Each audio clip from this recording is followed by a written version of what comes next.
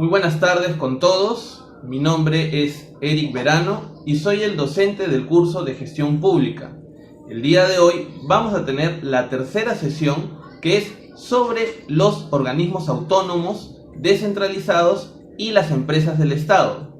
Aspectos que son muy importantes para el conocimiento y la comprensión de cómo funciona la gestión pública y el Estado. De esta manera vamos a comenzar la clase del día de hoy.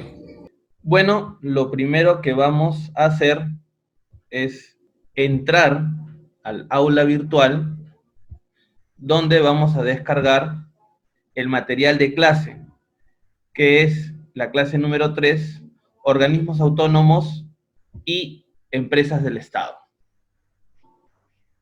Entonces, teniendo ya abierta la diapositiva, PowerPoint, el archivo PowerPoint, vamos a entrar de lleno con este tema de los aprendizajes y las capacidades, lo que siempre se estila presentar, pero vamos de lleno a las preguntas que motivan el desarrollo de esta exposición. ¿Qué son los organismos autónomos? ¿Cuál es su importancia?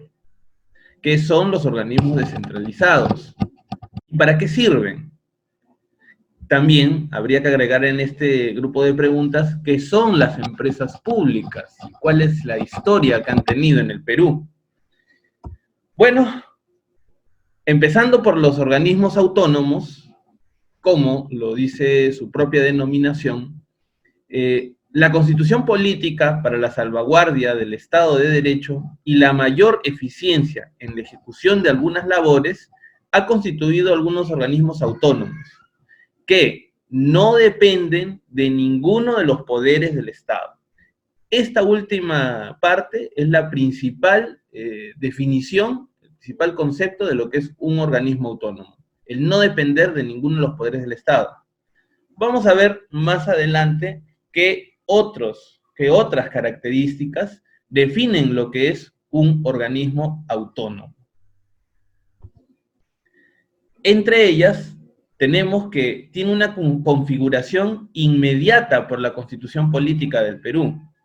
Forman parte del modelo estatal, participan en la dirección política del Estado, se ubican fuera de la estructura orgánica de los tres poderes tradicionales, le hace el poder ejecutivo, judicial y legislativo, y, algo muy importante, que tienen paridad de rango con los demás órganos. En la primera característica vemos que definitivamente un organismo autónomo se configura por la Constitución. No puede ser configurado por otra ley, sino más que nada por la Constitución política. Bueno, forma parte del modelo estatal, participa en la dirección política, ¿no? Tiene iniciativas, muchos de ellos tienen iniciativa legislativa, están pues fuera, no están dentro de ninguno de los poderes tradicionales, y bueno, tienen el mismo peso que lo que pueda decir el Poder Ejecutivo, lo que pueda decir el Poder Legislativo, el Judicial. Ahora, si uno va a la página de los órganos autónomos en el Perú, vamos a encontrar una extensa lista de los organismos autónomos, pero principalmente tenemos a 10 que son los más importantes. Y estos son el Jurado Nacional de Elecciones, la Oficina Nacional de Procesos Electorales, OMPE, el Registro Nacional de Identificación y Estado Civil, RENIEC, el Tribunal Constitucional, el Ministerio Público o Fiscalía de la Nación, la Junta Nacional de Justicia, el Banco Central de Reserva, la Contraloría General de la República, la Defensoría del Pueblo y la Superintendencia de Banca y Seguros. Aunque todos ellos tienen paridad de rango con los demás órganos, vamos a ver que en el posterior desarrollo y explicación de esta clase, algunos de estos organismos tienen incluso una mayor jerarquía por encima de otros. Tanto es así que pueden resolver destitución o apelaciones de otros organismos autónomos, algunos de ellos. Ahora, sin más preámbulo, entramos a el primero de ellos, quizás uno de los más importantes. El Tribunal Constitucional, el TC, que es el órgano supremo de interpretación y control de la constitucionalidad. Cuando se habla de la interpretación y control, estamos hablando pues que esta es la máxima instancia que interpreta la Constitución y que controla que las leyes estén dentro del marco constitucional. Es autónomo e independiente porque en el ejercicio de sus atribuciones no depende de ningún órgano constitucional. Se encuentra sometido solo a la Constitución política y a su ley orgánica. Es decir, que no está sometido ni al Congreso, ni al presidente, ni al Poder Judicial. Solo a la Constitución y a su ley orgánica de creación, la Ley 28.301. Y las principales atribuciones que tiene el Tribunal Constitucional son la de conocer en instancia única y exclusiva el proceso de inconstitucionalidad. Son ellos los que pueden declarar si una ley es constitucional o inconstitucional. Conocer, en última y definitiva instancia, las resoluciones denegatorias de procesos de habeas corpus, amparo, habeas data y cumplimiento. Son ellos los que pueden, en última instancia, denegar la solicitud de un proceso de cualquiera de estos procesos, valga la redundancia, ¿no? Como habeas corpus, habeas data y demás. Y además son los que conocen los conflictos de competencia o de atribuciones asignados por la Constitución conforme a ley. Y sobre estos conflictos de competencia no podemos dejar de mencionar lo que sucedió cuando fue disuelto el Congreso de la República y se pidió al Tribunal Constitucional mediar en este conflicto de ámbito competencial entre el Congreso y el Poder Ejecutivo, cuando el Congreso estaba reclamando pues, que no era competencia del Poder Ejecutivo poder disolverlos, como manda la Constitución, la interpretación que ellos habían hecho, y solicitaron que el Tribunal Constitucional dirima y decida. Y bueno, lo que pasó fue que el Tribunal Constitucional, en este conflicto de competencias, decidió que el Poder Ejecutivo estaba en la razón de haber disuelto al Congreso. ¿Qué procesos constitucionales puede ver el tribunal? Pues, como ya habíamos mencionado, un proceso de amparo, el de habeas data, el de habeas corpus, cumplimiento, inconstitucionalidad, competencial y acción popular. Sobre acción popular, que no es el partido, sino un proceso constitucional, llama la atención el último proceso en el cual se solicitó que el Tribunal Constitucional se pronuncie sobre si debían o no continuar algunas actividades denominadas culturales, ¿no? Como la corrida de toros, las peleas de gallos. Y bueno, lo que decidió el Tribunal Constitucional en su categoría de ser la máxima instancia de interpretación de la Constitución, fue que estas expresiones, no sé si pueden llamarse culturales, eran válidas y se podían seguir dando, ¿no? El objetivo era que se prohíban o que no se les denomine como actividades culturales a las corridas de toros, a las peleas de gallos, pero bueno, al final el Tribunal Constitucional falló a favor de los grupos defensores de la tauromaquia y de demás actividades en las cuales se exhibe pues crueldad o maltrato hacia los animales.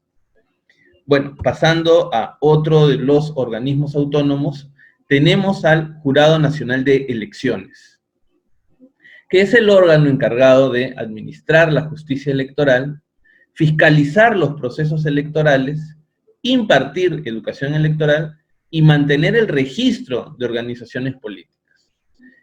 El famoso ROC. Como hemos mencionado, este órgano administra la justicia electoral, fiscaliza estos procesos, ve que todo se lleve de acuerdo al marco de la legalidad, y también tiene una función educativa, que es justamente dar asistencia técnica en todo lo que puedan ser procesos electorales. La misión del Jurado Nacional de Elecciones, su objetivo, es que está orientado a garantizar el respeto de la voluntad ciudadana, consolidar el sistema de partidos políticos, una ardua tarea en el Perú, donde muchos partidos políticos tienen una alta dosis de informalidad o son partidos poco institucionalizados, más que nada grupos o clubs para un caudillo, y fortalecer la institucionalidad democrática del Perú. ¿De qué forma? Transparente, eficiente y moderna. Vamos a ver que entre las principales atribuciones que tiene el Jurado Nacional de Elecciones es la de inscribir las candidaturas de presidente, vicepresidente, congresistas, alcaldes, gobernadores regionales, etcétera. Resolver las apelaciones que se hagan sobre las inscripciones de estos candidatos, las tachas a las candidaturas, sobre las apelaciones a las actas observadas o impugnadas, ¿no?, en los procesos electorales. También resuelve las apelaciones contra resoluciones que se hagan contra la OMPE, la Oficina Nacional de Procesos Electorales, o contra la RENIEC, el Registro Nacional de Identificación y Estado Civil, contra los jurados electorales especiales y contra la Dirección Nacional del Registro de Organizaciones Políticas. Es el Jurado Nacional Electoral quien resuelve las apelaciones contra todos estos puntos mencionados.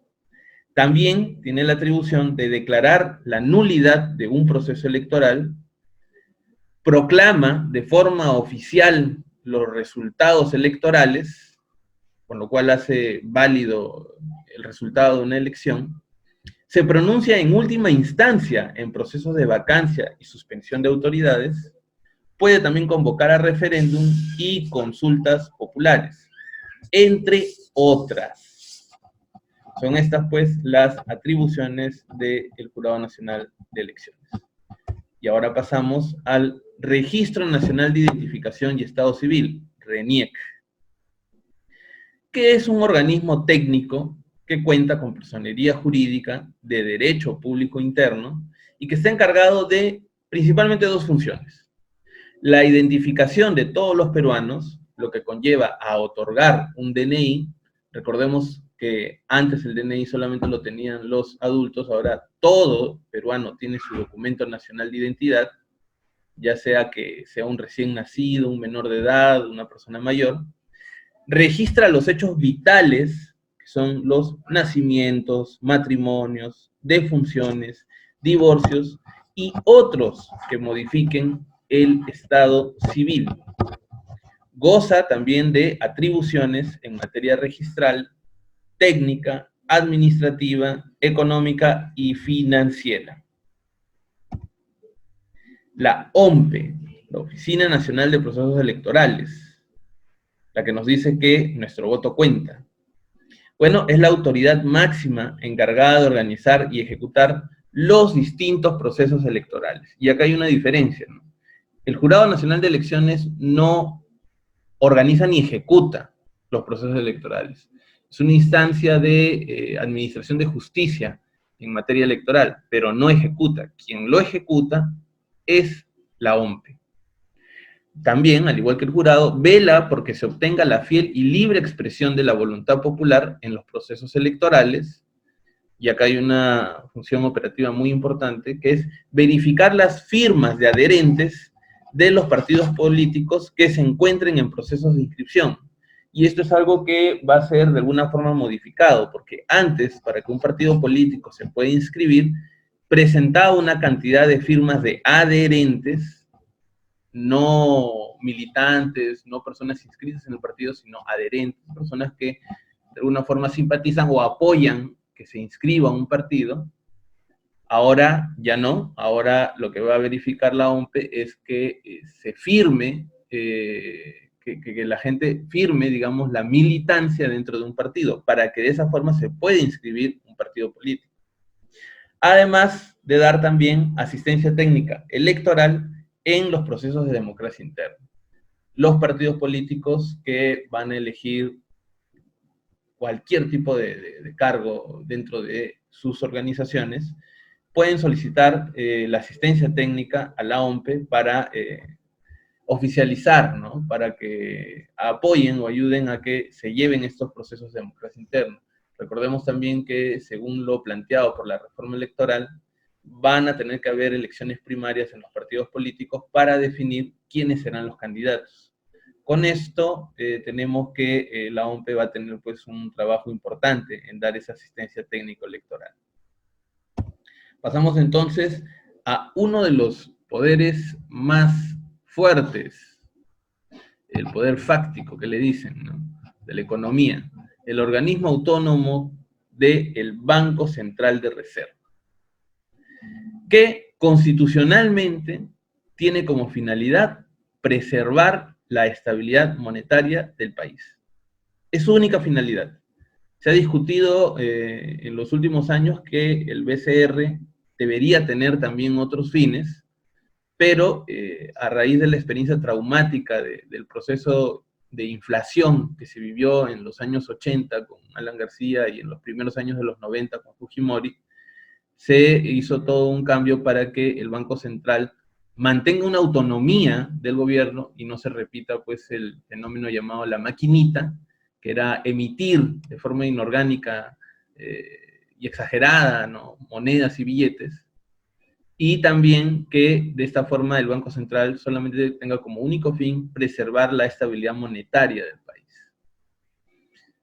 Y bueno, ya no tenemos inflación y se habla entonces de que el BCR debería asumir otros fines también. Pero bueno, eso es materia quizás de una discusión más técnica, constitucional, de cómo modificar este organismo o los fines que sigue este organismo autónomo. Afín a esa finalidad de preservar la estabilidad monetaria del Perú, las funciones del Banco Central vienen a ser regular la moneda y el crédito del sistema financiero, administrar las reservas internacionales, que son las reservas que tiene el Perú como una especie de colchón, ¿no?, de recursos financieros para situaciones como las que estamos viviendo ahora, ¿no?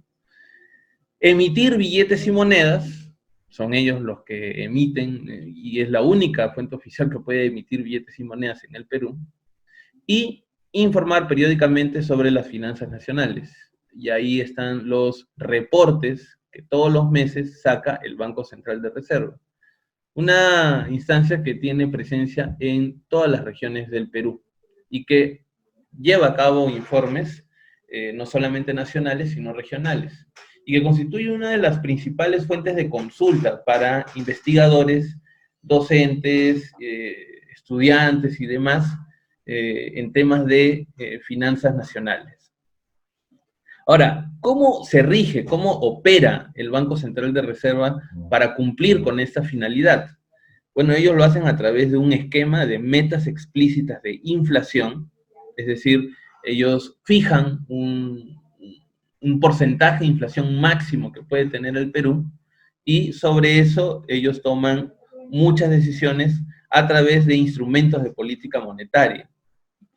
Por ejemplo, si el BCR fija como una meta explícita de inflación que no puede pasar del 3% la inflación en el Perú, ellos van a recurrir a 3 instrumentos de política monetaria, que son los instrumentos de mercado, los instrumentos de ventanilla y las medidas de encaje. Para no hacer muy largo el cuento, decirles que el BCR puede, por ejemplo, para estabilizar el precio del dólar, inyectar más soles o retirar más soles del mercado, y con eso variar un poco o atenuar si es que el dólar está subiendo demasiado o está bajando demasiado. Esto le llaman un esquema de flotación sucia, ¿no? Y se les dice sucia porque, bueno, no es libre, no es limpia. No es que el dólar suba o baje por lo que diga el mercado, por la oferta o la demanda, sino que el BCR influye en que el precio se pueda mantener, ¿no? De alguna manera contamina, por así decirlo, la limpieza del mercado y no deja que el dólar pueda incrementar o disminuir demasiado, algo que podría llevar a serios trastornos dentro de los mercados. Bueno, son estas las funciones que tiene el Banco Central. Pasamos ahora al Ministerio Público, Fiscalía de la Nación, que como principal misión tiene promover la defensa de la legalidad, de los derechos ciudadanos y de los intereses públicos. La representación de la sociedad en juicio para efectos de defender a la familia, los menores e incapaces y el interés social. Asimismo, y con énfasis en las poblaciones vulnerables.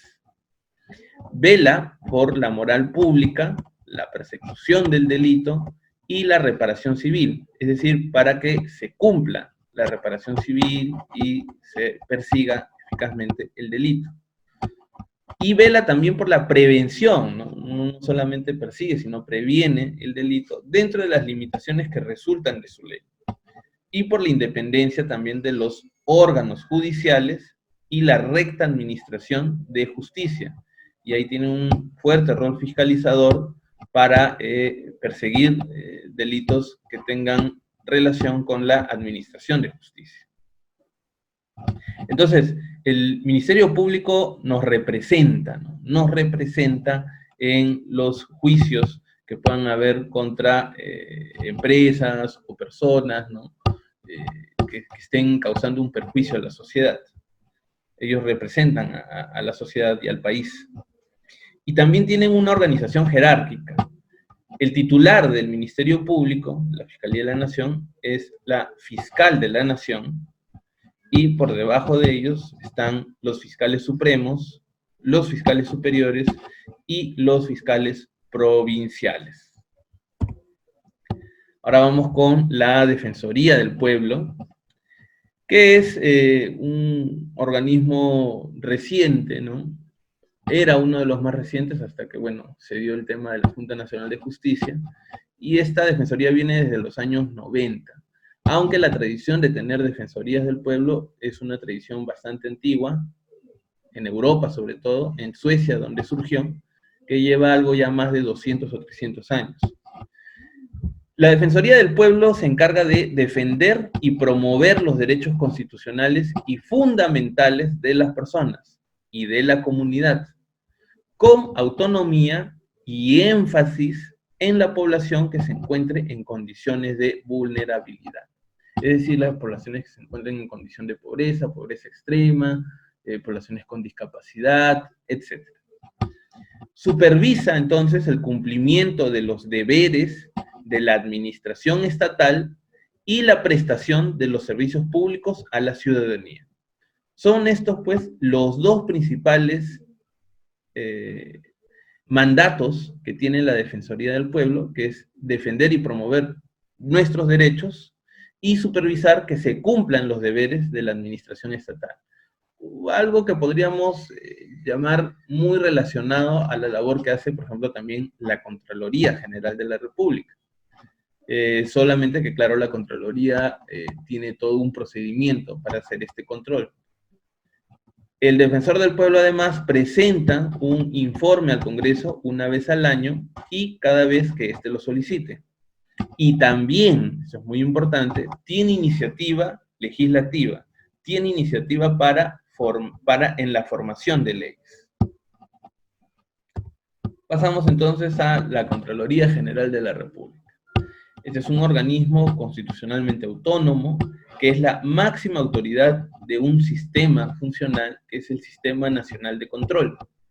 Recordarán en la clase anterior, cuando vimos sobre los sistemas funcionales y administrativos, este sistema administrativo, que es el Sistema Nacional de Control, ¿y quién era su ente rector? Pues la Contraloría General de la República.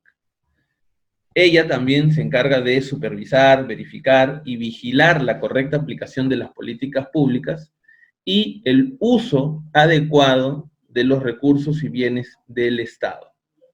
Cuenta además con autonomía administrativa, funcional, financiera y económica. Trabaja en conjunto con los órganos de auditoría interna de cada entidad y con las sociedades auditoras. Sus tipos de control son previo, simultáneo y posterior. Y trabaja en función ¿a qué? En función a normas generales de control gubernamental. Ahora, explícitamente, la Constitución Política del Perú establece hasta 5 competencias que tiene la Contraloría.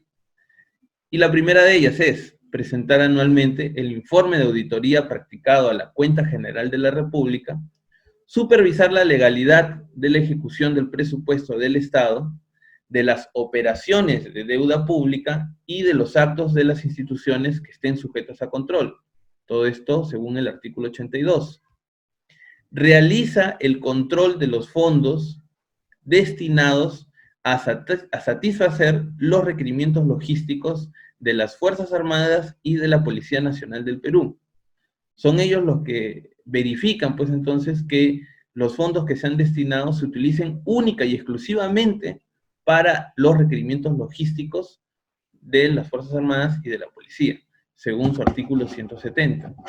Tiene también la facultad de iniciativa legislativa en materia de control, según el artículo 107, y finalmente también se encarga de controlar, al igual que al gobierno nacional, y supervisar a los gobiernos regionales y locales en forma descentralizada y permanente. Y para esto la Contraloría tiene también sedes en las regiones. Un órgano descentralizado, al igual que el BCR. Pasamos entonces a la Junta Nacional de Justicia. Justamente cuando hablábamos de los organismos más recientes, era uno de los más nuevos, la Defensoría del Pueblo, pero ahora es la Junta Nacional de Justicia.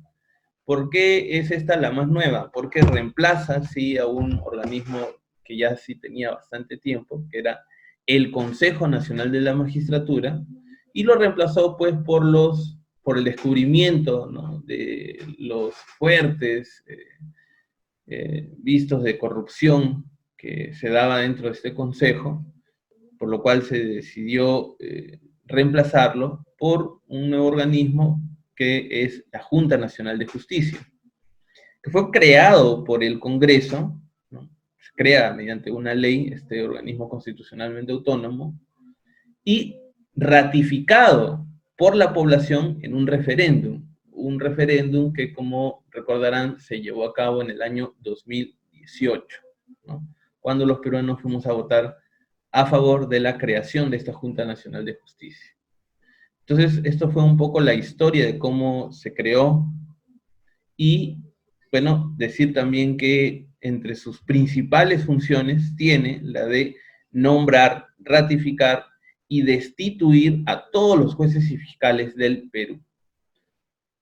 Acá viene una función que revela que, si bien es cierto, todos estos organismos autónomos tienen una paridad, ¿no?, con respecto a los poderes ejecutivo, legislativo y judicial, algunos de ellos tienen un mayor nivel jerárquico. Tanto es así que, por ejemplo, la Junta Nacional de Justicia está encargada de nombrar, renovar o destituir a los jefes de otros 2 organismos autónomos, como son la Oficina Nacional de Procesos Electorales, OMPE, y el Registro Nacional de Identidad y Estado Civil, RENIEC. Además, también la Junta Nacional se encarga de evaluar, junto a la Academia de la Magistratura, el desempeño de jueces y fiscales. Y finalmente ejerce también el derecho de iniciativa legislativa. Bueno, ya vamos terminando lo que es el tema de los organismos autónomos con lo que es la Superintendencia de Banca y Seguros y AFPs, la SBS, que es un organismo técnico encargado de la regulación de 3 sistemas. El sistema financiero, el sistema de seguros y el sistema privado de pensiones.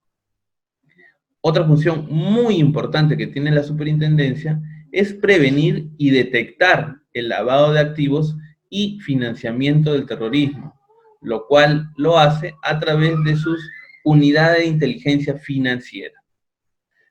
Ahora, ¿cómo es que puede cumplir su misión la SBS? Lo hace a través de 4 mandatos. Velar por la integridad financiera, por la estabilidad financiera, la adecuada conducta del mercado y la protección social en el sistema privado de pensiones. Y es muy importante recalcar que es en el sistema privado de pensiones porque en el caso del sistema público de pensiones existe un organismo que se encarga de ello.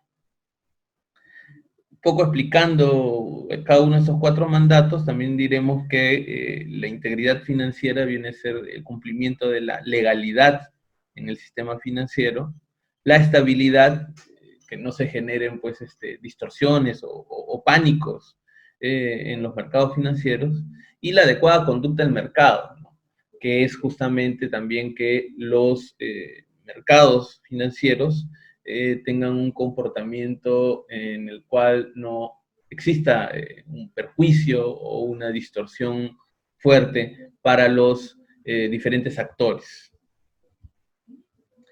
Bueno, de esta manera terminamos esta primera parte, que es de los organismos autónomos, y si es que de repente hubiera mayor oportunidad, ya lo estaremos viendo en la interacción en clase. Habiendo visto todo lo que son los organismos autónomos, vamos a pasar a otros tipos de organismos, que son los organismos públicos, ejecutores, especializados y supervisores. Estos son organismos que también tienen cierto grado, cierto nivel de autonomía, pero que están dentro del poder ejecutivo.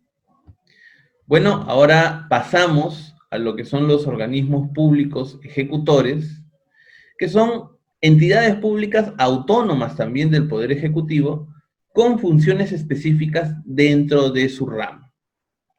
¿Y cuáles son estos organismos públicos ejecutores? No son todos los que pueden ver aquí, pero son los principales. Está la Agencia de Promoción de la Inversión Privada, Proinversión, la Agencia Peruana de Cooperación Internacional, APSI, el Archivo General de la Nación, la Biblioteca Nacional del Perú, la Comisión de Promoción del Perú para la Exportación y Turismo, PROMPERÚ, el Consejo Nacional de Ciencia, Tecnología e Innovación Tecnológica, CONCITEC, el Consejo Nacional para la Integración de las Personas con Discapacidad, CONADIS, y el Cuerpo General de Bomberos Voluntarios del Perú, entre otros. Ahora, son entidades públicas autónomas, pero estas sí pertenecen al Poder Ejecutivo, a diferencia de los órganos constitucionalmente autónomos que no están dentro de un poder, ya sea ejecutivo, legislativo o judicial. Ahora, estos organismos públicos ejecutores, muchos de ellos tienen importantes papeles, importantes tareas que cumplir, y bueno, para eso también cuentan con cierto grado de autonomía. Pasamos entonces a los organismos públicos especializados. Estas sí ya son entidades públicas independientes que ejercen sus funciones con arreglo a su ley de creación, pero que están adscritas a un ministerio. Esa justamente es la diferencia con los anteriores, con los organismos públicos ejecutores. En el caso de estos organismos públicos especializados, estos están adscritos a un ministerio. Y los vamos a ver. Por ejemplo, tenemos ahí a la Autoridad Nacional del Agua, el Centro Nacional de Planeamiento Estratégico, el Instituto de Mar del Perú, por ejemplo, que está adscrito al Ministerio de la Producción, el Instituto Nacional de Estadística e Informática, el Instituto Nacional de Defensa del Consumidor y Propiedad Intelectual, INDECOPI, la Oficina de Normalización Previsional, que ve justamente el sistema público de pensiones, el Instituto Geológico Minero y Metalúrgico, INGEMET, que está dentro del Ministerio de Energía y Minas, la Superintendencia del Mercado de Valores, la Superintendencia Nacional de Aduanas y Administración Tributaria, la Superintendencia Nacional de Registros Públicos, SUNAR, entre otros. Pasamos entonces a los organismos supervisores, que son los encargados de supervisar y regular el funcionamiento adecuado de los mercados. Estos son organismos que supervisan ciertos mercados y están adscritos a la presidencia del Consejo de Ministros. Otra diferencia con los organismos públicos especializados que están adscritos a un ministerio, no necesariamente la PCM, pero en el caso de los supervisores sí están dentro de la PCM. Y entre ellos tenemos al organismo supervisor de la inversión en infraestructura de transporte de uso público, OCITRAN, el organismo supervisor de la inversión en energía y minería, OCINERMIN, y el organismo supervisor de la inversión privada en telecomunicaciones, OCIPTEL. Además, por último, de una superintendencia, la Superintendencia Nacional de Servicios y Saneamiento, SUNAS. Bueno, con eso terminamos el tema de los organismos descentralizados, supervisores, públicos especializados y ejecutores. Después de haber visto rápidamente estos tres tipos de organismos especializados, descentralizados, vamos a ver ahora lo que son las empresas públicas, las empresas estatales, que se pensaba de repente que no eran muchas, pero incluso para sorpresa mía, veo que hay aproximadamente 119 empresas. Vamos a ver la explicación de ellas. Finalmente, tenemos a las empresas estatales, que son definidas como las empresas que se encuentran en propiedad del Estado. En el Perú, estas empresas estatales están a diferentes niveles, ¿no? Tenemos empresas estatales de rango y alcance nacional y algunas empresas estatales de nivel regional y municipal, como son muchas cajas municipales de ahorro y crédito o empresas que se encargan de el tema del servicio de saneamiento, ¿no? Por ejemplo, tenemos a SLIM, una empresa que ve el tema de limpieza pública en Callao, ¿no? Muchas empresas también de electricidad y de servicios de saneamiento, agua potable, alcantarillado, que funcionan en las regiones. Son, por ejemplo, los casos que están a estos niveles regionales y municipales. Y, bueno, de todas las empresas estatales, podemos decir que las principales forman parte de una corporación llamada FONAFE, que vamos a explicar a continuación. Pero antes de eso, decir además que se calcula que existen unas 119 empresas estatales operativas, más algunas otras empresas que se encuentran en proceso de liquidación, o que están inoperativas. Ahora, antes de hablar del FONAFE, vamos a explicar en una brevísima línea de tiempo cómo ha sido el desarrollo, la evolución de las empresas estatales en el Perú. Tenemos pues que en los años 70, en el gobierno militar de las Fuerzas Armadas, se dio un incremento del número de las empresas estatales. Muchas de ellas, quizás algunos de ustedes no las recuerdan, pero por ejemplo ahí estaba Aeroperú, Minero Perú, Hierro Perú y tantas otras.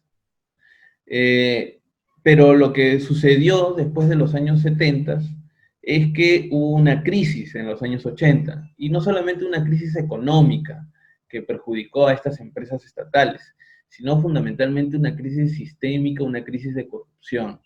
Es decir, las personas que llevaron el timón, que estuvieron al frente de estas empresas estatales en los años 80, sobre todo en el gobierno, el primer gobierno de Alan García, llevaron prácticamente a la insolvencia, a la crisis, a la quiebra a muchas empresas estatales, siendo que estas empresas ya causaban un perjuicio, un daño económico a las finanzas del Perú, más aún agregado con todo el proceso de inflación y de parálisis, ¿no? Caída de toda la producción del aparato productivo en el país, acompañado peor aún con el incremento de la pobreza y, bueno, todo el proceso de violencia interna, terrorismo que se vivía en esos años. Todo eso golpeó fuertemente a las empresas estatales en los años 80 y lo que pasó en los 90 finalmente fue todo un proceso de privatización. Privatización donde, por ejemplo, se vendió, ¿no? Porque eso es lo que sucede con una privatización, se vendieron muchas empresas públicas como, por ejemplo, la Compañía Peruana de Teléfonos, la Empresa Nacional de Telefonía, Entel, ¿no? Y tantas otras. Aeroperú también fue privatizado. Y todo eso, bueno, dejó a las 119 empresas estatales que actualmente tenemos. Vamos entonces a dar por finalizada esta sesión explicando lo que es el FONAFE, el conglomerado, la corporación FONAFE, que es el Fondo Nacional de Financiamiento de la Actividad Empresarial del Estado. Esto es pues un conglomerado de las principales empresas públicas, las 35 principales empresas públicas de diversos sectores, como el sector financiero, el sector electricidad, saneamiento, hidrocarburos, servicios, producción, infraestructura, transporte y otros.